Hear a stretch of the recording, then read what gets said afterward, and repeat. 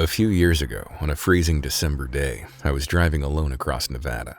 It had been snowing for hours, and as the evening came in, the snow suddenly picked up, thicker, heavier. It started piling up on the road, so I slowed way down. After a while, I saw something up ahead, a figure standing right in the middle of the highway.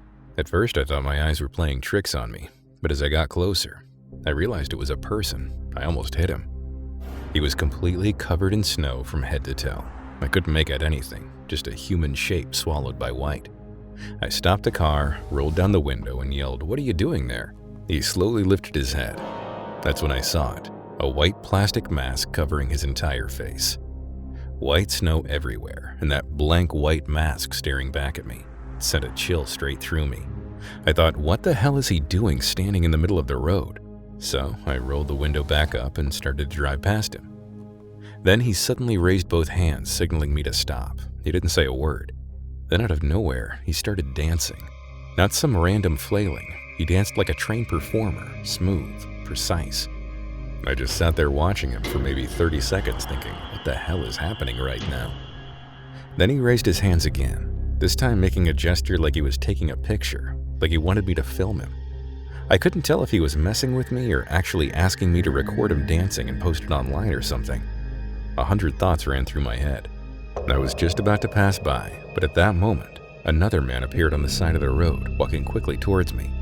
He too was wearing a white mask, a white puffer jacket, and white pants. Before I could react, he pulled a gun from his pocket and pointed it straight at the dancing guy. At first, I honestly thought it was some kind of prank, but the second I saw the gun, reality hit me hard. I slammed the gas, swerved the car, and tried to get past them. The snow made the tires slip, and the whole car fishtailed, but all I could think about was getting away. The man pointed the gun at me, and I ducked my head and kept driving. The situation was so tense that I couldn't remember how I drove. When I got far enough, I checked my rearview mirror. Both of them were still standing there, staring at me. The guy with the gun was now pointing it at me. I changed lanes over and over, trying to create distance. Then I heard it. Gunshots. My heart stopped. When I looked again, the guy wasn't shooting at me. He was shooting at the dancing guy. I saw the dancing guy drop to the ground, and then the man with the gun turned back toward me and started firing wildly in my direction. Somehow I got far enough away. I called the police and reported everything. Later, the cops told me they found no blood, no bullet casings, no footprints, nothing. So the dancing guy hadn't been shot. He just faked it. That night, my heart wouldn't stop racing. I wrapped myself in a blanket, drank hot tea, and tried to calm down. But I couldn't stop thinking about why they were out there in that cold, and what they were trying to do to me. Were they planning to kill me, or was it something else entirely? Hi, Wansee. I have a creepy story I experienced when I was about 11 years old. I'm 20 now, a grown man, but what happened that night has stayed with me ever since. When I was a kid, I never believed in anything supernatural, ghosts, spirits, none of that. But this one experience made me question everything. One night, while I was sleeping in my house with my parents and the rest of my family, I heard something I still can't explain. It must have been around 1 a.m. when I suddenly woke up to the sound of something jingling. I realized I had to pee, but the moment I heard that sound, I was too scared and confused to get out of bed. I hid under my blanket, with just my face sticking out, listening. The sound was like someone jingling a bell continuously, and it went on for almost an hour. It was incredibly creepy, and what made it even stranger was that my mom and grandmother, who were sleeping right next to me, didn't hear anything. They were asleep the entire time. The sound was loud enough to fill the whole room, so there was no way they didn't hear it. Which means it must have been something only I could hear. It seemed like it was coming from the balcony right outside my bedroom, but I was way too scared to check. It just kept going and going without stopping. I tried to ignore it and force myself back to sleep, but it was so distracting that I just lay there awake until I eventually dozed off. The next morning, everything was normal, like nothing had happened. I asked my parents if they heard any jingling sounds during the night, but they all said no. When I told them what I heard, they brushed it off and said I must have been tired or stressed. To this day, I still have no idea who or what could have been making that bizarre jingling noise. Even thinking about it coming from outside is strange, because our house was a 2-story building. Outside my room was a balcony, and beyond that was nothing. To get down to the pavement and the small road in front of our house, you had to go downstairs to the first floor. So I honestly don't know. Even now I still think about it sometimes. I'm actually glad I didn't get up to check what it was that night. Why would someone be shaking bells outside at that hour on a cold night? Was it intentional? Did it mean something? I have no idea.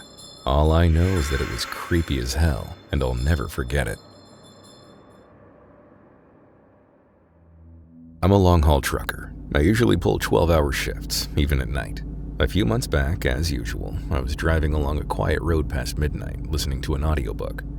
I don't know how long I'd been driving, but drowsiness had overtaken me like a thief in the night. I reached over the passenger seat to try to grab an energy drink, but all I found were empty cans rattling around. So I figured I'd make a quick pit stop at whatever convenience store was close by. A short while later, I pulled into this real rundown little place. The lighting inside was dim, kind of reddish. Atmosphere was strange. I wasn't sure if it was even open, but the neon open sign was buzzing faintly. When I walked in, the little door chime went off, but nobody was at the counter, and the whole place felt dead. The shelves also had a very limited selection of products: dusty Campbell's, shriveled air-sucked bags of chips. An unknown red liquid clung to the empty roller grill. Seemed like the place had long since been deserted. I just wanted to grab an energy drink and get the hell out, but I couldn't find one anywhere. Then suddenly I heard a clanking sound behind me. I turned around and saw an old man locking the front door with a chain. Startled, I shouted, "Wait, I'm in here!" But the guy didn't react at all. He was locking a padlock onto the long chain stretched across the front door. Then he turned off the lights. The inside of the store suddenly became pitch black. I bolted toward him, grabbed his shoulder, and he slowly turned around like he already knew I was there. He opened his mouth to speak to me, but his voice sounded wrong, muffled.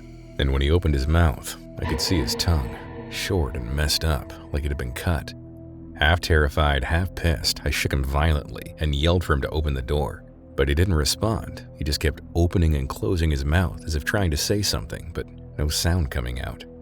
Just then, a door opened in the staff office behind me, and I heard the sound of heavy footsteps.